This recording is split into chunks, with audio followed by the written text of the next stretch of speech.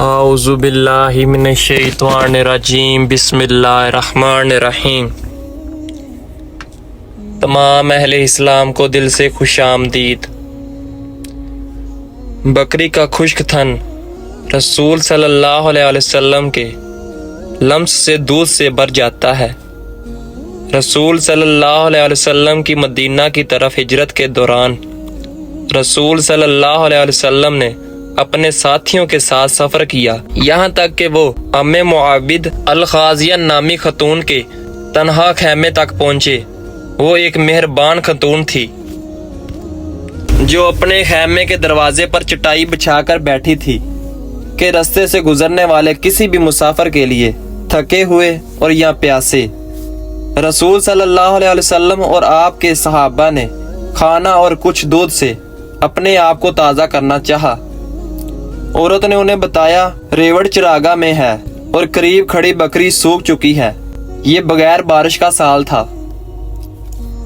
آپ صلی اللہ علیہ وسلم نے ان کی اجازت سے اس کے تھن کو چھوا اور ان پر اللہ کا نام پڑھا اور ان کی بڑی خوشی کے ساتھ ان میں سے دودھ بہتا ہوا نکلا۔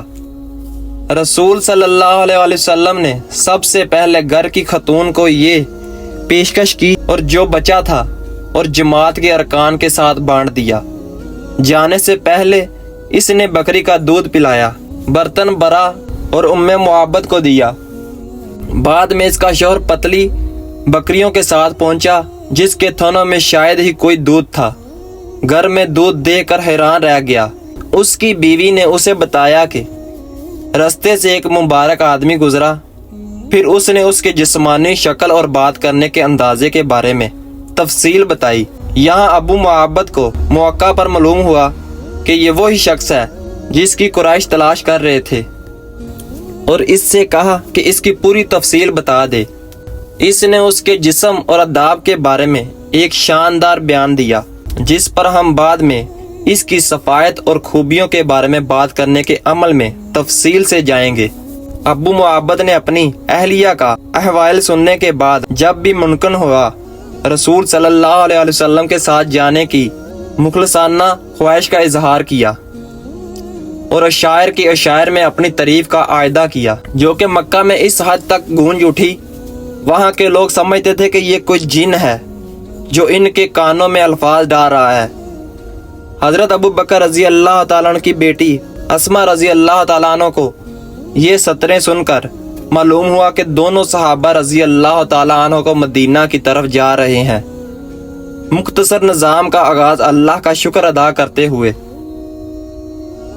جس نے انہیں معابدوں کو تھوڑی دیر کے لیے رسول صلی اللہ علیہ وسلم کی میزبانی کا موقع دیا۔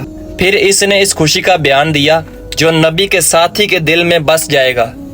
جو بھی وہ تھا، اس کا اہتمام تمام نبی نو انسان کو اس کی دعوت کے ساتھ کیا گیا ہے کہ وہ خود آئیں اور ام معابد ان کی بکری اور دودھ کے برتن کو دیکھیں جو رسول صلی اللہ علیہ وسلم کی سچائی کی گواہی دیں گے۔ اللہ پاک آپ کو سمجھنے کی اور عمل کرنے کی توفیق دے۔ آمین ثم آمین۔ جزاک اللہ۔